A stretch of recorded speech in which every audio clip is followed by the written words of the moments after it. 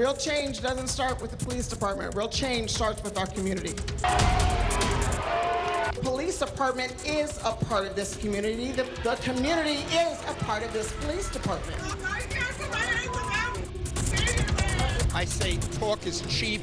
I want to see action. Then you take our money. Because we are not giving money to police that don't do good for our community. And you reward people that shoot our children down in the street. This attack, Please be respectful. calling the police officers rapists, murderers, is wrong. And you're hurting them. You're not a group. The city does not believe this. We're starting with breaking news. Day 2 of emotional protests with community members demanding change from Phoenix City leaders. The growing outcry stemming from accusations of abuse of power after Phoenix officers threatened to shoot a Valley couple, including a pregnant mom holding a baby. And the incident, caught on video, now seen millions of times across the nation, showing 2 Phoenix police officers pointing their guns and screaming profanities at a couple over alleged shoplifting at a dollar store. The uprising started last night at a community meeting, and as you just saw, they're spilling over right now inside a Phoenix City Council meeting. Team 12's Michael Doudna is kicking off our live team coverage, reporting from that City Council meeting. Michael?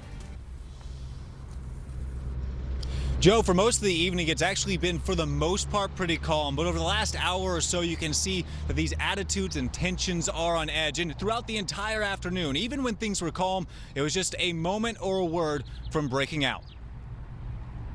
You have to fire these police officers, and you have to implement and have community members implement all these recommendations. What do we say to the budget? The city budget now the target of those seeking change within the police department, following the allegations of excessive force caught on video.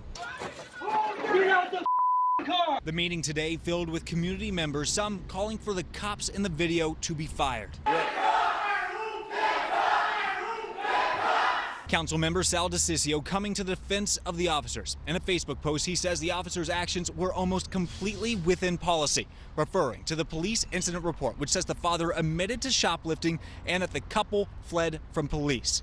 But when he brought up his views in the meeting, well, they were drowned out. I want the media to know that not everybody in the city believes this crap, because that's what this is. It is all wrong. No, you're all wrong. Please be respectful. So now the city council has to decide its actions moving forward, finding itself in the center of a national debate. And one of the actions already taken is more body cams. Today, Phoenix PD is saying that they've rolled out these body cams to 3 more precincts, and they expect to roll out even more in the coming months. Now, we're live outside of City Council. Michael Doudna, 12 News. Yeah, for this case, that body cam could have provided more context to all of this. Unfortunately, the officer was not wearing one. Thank you, Michael. All right, also breaking tonight, we're hearing from the president of the Phoenix Police Union. Yeah, so aside from the chief, we have yet to hear from an actual Phoenix police officer about all of this. The union president saying that this really has hurt morale of cops on the street. He has a lot more to say. Take a listen. We are asking people just to wait and slow down until this investigation is completed. Your reaction to the video and what you've seen? I think the video is about 173 seconds. It shows an officer giving commands and using curse words. Do something, you do it! I am. A lot of what we've seen on our Facebook, a lot from the media, people don't like the word that was used. And that's fine. Is it unprofessional? It may be. I think people understand that sometimes rough language is used in these confrontations, but what also bothers them are the threats to shoot when it appears there's not evidence that they are armed. I would say, and again, I don't know why the officers did that, but I think it could be seen as a tactic. We're trying to get some people out of a car. We don't know who's in that car. You saw the dark tint. There was no compliance from the get-go in this thing. And the officers followed training, protocol. They have their weapons out because they are facing something that's unknown. But to call these officers wrong in this, right now, that in itself, I believe, is wrong. How disappointing were the mayor's comments to you? She seemed to make that conclusion. I think it was just a little premature, a little quick. The chief got up and at one point was talking about what she was hearing from the community and what she wanted to do, how they wanted to approach it. And people started booing her, didn't want to listen to it. So I'm kind of the mindset that if people don't like the police, they're just not going to like us. They're not going to listen to us. Now, look, whether you think this controversy is inflated, we can assume it will continue over the next few days. The debates will continue. We want to hear from you on this growing issue. Yeah, here's what some people had to say in tonight's Your Voice segment. I'm sure some people are motivated by biases that they have. Maybe they were raised wrong growing up. Maybe they've had experiences. But the people should come first. And when it happens in our own backyard and we start seeing our own officers that are maybe reacting too quickly and not, really thinking things through, then there may be some problems there that need to be addressed. Like, I've only dealt with a number of police officers, and I've been blessed with decent police officers who let me go on cases that they should have let me go. And other people that they face the same problems, they face having they face discrimination. I went through in my life where I messed up, and I dealt with police, but every time I dealt with the police, as long as I was respectful, they respected me back. And now to an I-Team report. Another Valley man coming forward with his own claims of excessive force against the same police officer at the center of this confrontation, sparking controversy around the country. The man says he was pepper sprayed by the officer while he was walking away.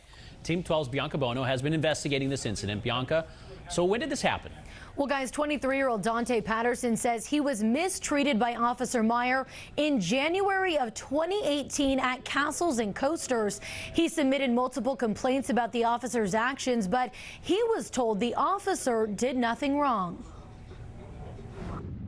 This is the moment Dante Patterson says a Phoenix police officer used excessive force. As the then 21-year-old is walking away, the officer begins pepper spraying him, despite the fact that Patterson says he was following the officer's orders. He sprayed me total, I would say, about 3 times, and it was a lot. This was in January of 2018. Patterson was with a colleague at Castles and Coasters. Some kids were just bothering me, told them to leave me alone. It wasn't a big deal. Patterson left the park, then came back in. Police telling 12 News he had been kicked out. Then an off-duty uniformed officer, Christopher Meyer, told Patterson to leave. And then he said, he put out his pepper spray, you have 5 seconds or else I'm gonna spray you. Patterson, who was legally carrying a gun, was then arrested, charged with aggravated assault on an officer. According to the police report, Officer Meyer pepper sprayed Patterson because he, quote, turned around facing Officer Meyer a second time, postured with his fists clenched, raised in front of him in a fighting stance, squared off toward the officer. Though Patterson says the video doesn't show that. They said, hey, did you put your hands up towards the officer, square off with him, because that's what's in the report. And I was like, what? Days later, Patterson filing his first of 2 complaints with Phoenix police. Ultimately, Patterson pleaded guilty to a lesser charge of disorderly conduct. The Professional Standards Bureau clearing Officer Meyer, stating there was no misconduct. I just don't want anyone to go through what I went through. He's going to do it again. I told him that last year. Now, Patterson says what he feared has become reality. After the same officer was seen on video taken last month. It was overwhelming when I saw this, especially when I saw the badge number. Phoenix police now investigating Meyer for this latest incident, prompting Patterson to speak out again about his case. Just know that I'm not going to stop until something is done. And a Phoenix police spokesperson telling us the incident was looked into and no misconduct was identified. We have requested a copy of their investigation. We're live in the Alert Center. Bianca Bono, 12 News. All right, Bianca, thanks for those details. We know this is a rapidly developing situation with a lot of information, and we want to know what you think. Do you want to see reform in the Phoenix Police Department? Yes, a citizen review board, maybe more body cameras, which we know are coming, or no changes are needed. It looks like almost half of you saying right now you don't believe new changes are needed. 35% would like to see a citizen review board. You can cast your vote at 12news.com/bullhorn. Stick with 12 News and 12news.com for the latest information on this story. All right, coming up on 12 News at 6. an emergency proposal from the Arizona Corporation Commission, and it could end up saving lives. And temperatures ran just slightly below the average today, but we are in for a pretty big cool down just in time for the weekend. I'll let you know when we could see 90s and also looking ahead to any possible rain chances.